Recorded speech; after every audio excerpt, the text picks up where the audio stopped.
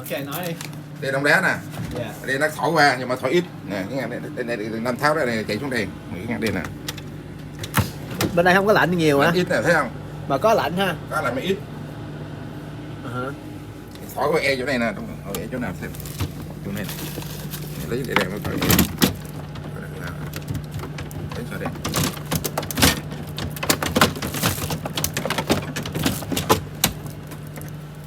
Cái nữa, cái này quá. Này, cái e nó thổi nè.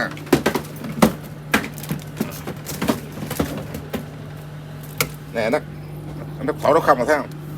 Nó có thổi nhẹ nhẹ nè, thấy không? Để nhẹ, e nó yếu lắm. Nó có ra mà yếu. Mà giờ cứ mở hết chỗ này ra hết rồi hả? Mở rồi. Nó ra gì trống? Nó nhìn gì không trống? Cái gì hết, trống lỏng à. Trống lỏng hả? Trống lỏng là cái lỗ xuống thôi, đâu có gì đâu. Mà cái quạt có dựng nói là nằm cái quạt nằm đâu? Đây nè, đây nè, nó chạy. Chó chạy hả? Hút cái này vô nè. Hút cái này vô nè. Nó đưa xuống nè. Ở trên nó lạnh thấy không?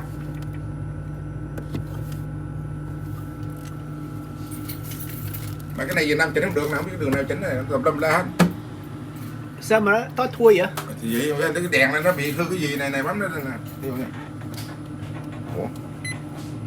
Nó sống rồi đó. Đó, nó vậy đó, mà biết chỉnh bao nhiêu mà nó cứ nhảy hoài. Cái đây nó cũng chậm chậm, cái lúc lấy đồ đây cái nó nhé cái đèn vậy. Không sao, cái đèn không hay đâu. Đèn là tại vì nó lọc đèn. Alright, so we have a General Electric refrigerator. Model number PSC23NGNA-WW, and then on the refrigerator side it's not cold, but the freezer side is cold. And then I can feel that the fan is spinning, but when you get down to here, there's no cold air coming out. Go slower. So the question is, what's wrong? We have some electronics here.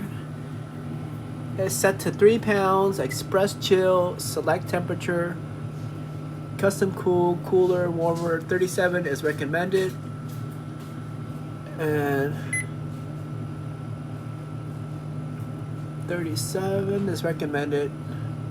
Right now it's 55.